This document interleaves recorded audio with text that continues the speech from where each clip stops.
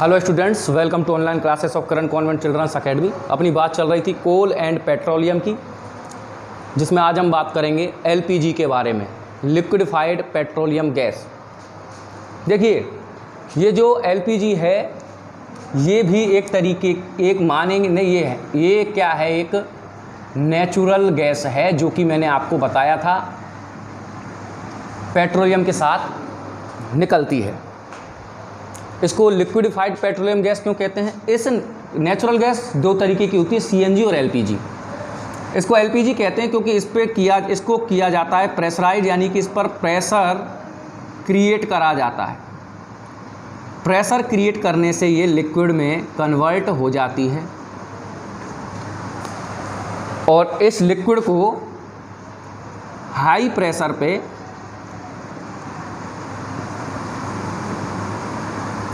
Cylinders में leak कर दिया जाता है। और जैसे ही इस सिलेंडर को आप कनेक्ट करते हैं गैस स्टोव से या गैस बर्नर से, और गैस बर्नर को जब आप ऑन करते हैं तो ये जो एलपीजी है, क्या है, जो एलपीजी है ये क्या होगी, ये लिक्विड से गैस में कन्वर्ट हो जाएगी। और आप यहाँ पर इग्निशन करते हैं, यानी इसको टेम्परेचर देते हैं, तो ये हीट और लाइट देगी, heat plus light with blue flame, नीली ज्वाला के साथ हीट और लाइट देना स्टार्ट कर देगी। ये है आपके एलपीजी के बारे में कुछ बात जो थी। ये जो एलपीजी जो होती है ये मिक्सर होती है, ये एक मिक्सर होती है प्रोपेन प्लस ब्यूटेन का मिक्सचर होती है। और ये प्रोपेन और जो ब्यूटेन है ये इनफ्लेमेबल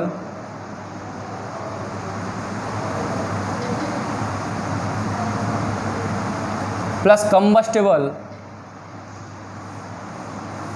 सब्सटेंस होते हैं, ज्वलनशील होते हैं। नॉर्मली अगर मैं बात करूं तो इस प्रोपेन और ब्यूटेन यानी एलपीजी में ये स्मेल लेस होती है, या फिर आप कह सकते हैं ऑर्डर लेस होती है, यानी ये गंधहीन होती है, स्मेल नहीं आती। पर अगर आप इसको ओपन छोड़ दें और इसमें से स्मेल आती नहीं है और अनजाने में इसका इग्निशन टेम्परेचर क्रॉस हो जाए, वहाँ पे हीट प्रोड्यूस हो जाए, या फिर आप कुछ भी जला दें तो वहाँ पे एक विस्फोट हो सकता है, एक्सप्लोजन हो सकता है और एक एक्सीडेंट हो सकता है। अब आप कहेंगे कि नहीं सर, एलपीजी में तो ऑर्डर आता है, गंध यानी कि स्मेल आती है, नहीं आती है। इस ऑर्डर के लिए,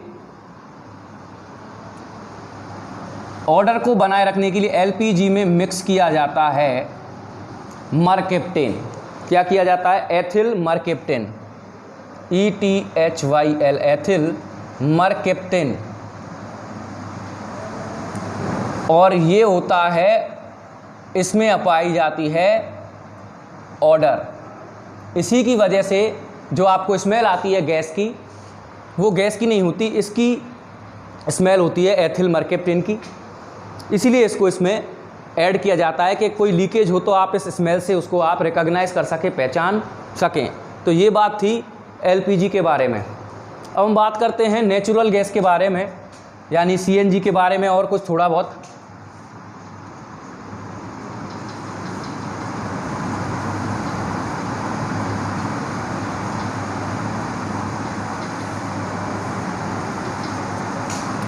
देखिए, नेचुरल गैस जो है ये फॉसिल फ्यूल हैं, चाहे एलपीजी है चाहे सीएनजी है, दोनों ही क्या है, फॉसिल फ्यूल हैं। क्योंकि मिलियन ऑफ ईयर से जो डेड एनिमल्स प्लस प्लांट्स जो होते हैं ये होते हैं अंडर द अर्थ। इनमें होता है डिकम्पोजिशन और इनके डिकम्पोज होने की वजह से एक गैस बनती है, इसको कहते हैं नेचुरल गैस। हाई प्रेशर पे लिक्विड में कन्वर्ट कर दिया जाता है, उसको कहते हैं एलपीजी। इसको क्या किया जाता है, हाई प्रेशर पे इसमें भी हाई प्रेशर दिया जाता है, पर इसको क्या कर दिया जाता है, कंप्रेस्ड कर दिया जाता है। क्या कर दिया जाता है, कंप्रेस्ड कर दिया जाता है। ये गैसियस फॉर्म में ही होती है, लिक्विड फॉर्म में नहीं होती। ये भारी होती है और ये हल्की होती है। यही कारण है कि इसको तो घरों में डोमेस्टिकेटिंग फ्यूल के तौर पे और इसको व्हीकल रन करने के लिए यूज़ किया जाता है। सबसे बड़ी बात बताएं कि इन दोनों का ही नेचुरल गैस जो है, इनका फ़ायदा क्या है। एक तो इनको डायरेक्ट पाइपलाइंस के थ्रू बिना एक्सट्रैक्शन किए, बिना इनको प्योरीफाई या फिर रिफ़ाइन किए इनको निकाला जा सकता है। यानी कि इनका जो थोड़ी इजी या चीप पड़ती हैं, सस्ती पड़ती हैं, रिफाइनरी नहीं करना पड़ता इनका। और दूसरी सबसे बड़ी बात, दोनों ही जो हैं ये ऐसी गैसेस हैं जो कि पॉल्यूशन फ्री होती हैं। यानी इनका जो है वो कंप्लीट कम्बसन होता है। क्या होता है, दोनों का ही कंप्लीट कम्बसन होता है।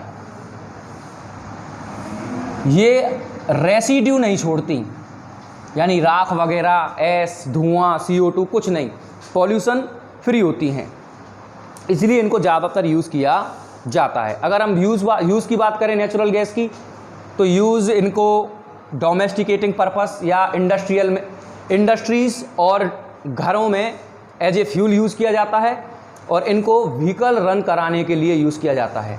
फर्टिलाइजर्स इंडस्ट्रीज़ में भी इनका यूज़ होता है, क्योंकि जो हाइड्रोजन है एज ए सोर्स इनसे यूज़ कर लिया जाता है। बहुत सारे ऐसे केमिकल्स हैं जो इनसे निर्माण किए जाते हैं, प्राप्त किए जाते हैं, और तो इनके कोई ज़्यादा यूज़ इतने ही हैं। ज़्यादातर ये एज ए यूज़ की बात करें तो एज ए फ्यूल ही ज़्यादातर काम में आती हैं। अगर मैं डिस्ट्रीब्यूशन की बात करूं तो रसिया वर्ल्ड्स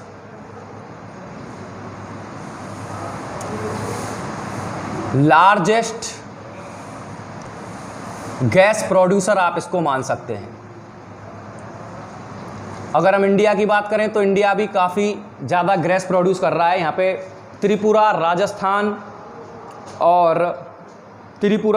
महाराष्ट्र और कृष्णा गोदावरी डेल्टा, यानी कि त्रिपुरा, राजस्थान, महाराष्ट्र और त्रिपुरा और गोदावरी के डेल्टा में ये बहुतायत यानी काफ़ी एबुंडेंट या भंडार में मिलती है।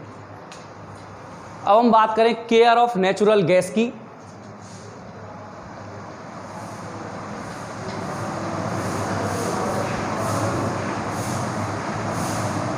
देखिए, केयर की अगर मैं बात करूं तो मैं आपको एक बात बताता हूं, नेचुरल गैस है चाहे पेट्रोलियम है, दोनों ही एक्सहॉस्टिबल यानी कि जल्दी ही ख़त्म होने वाले सोर्सेज हैं, रिसोर्सेज हैं, या फिर एज ए फ्यूल हैं।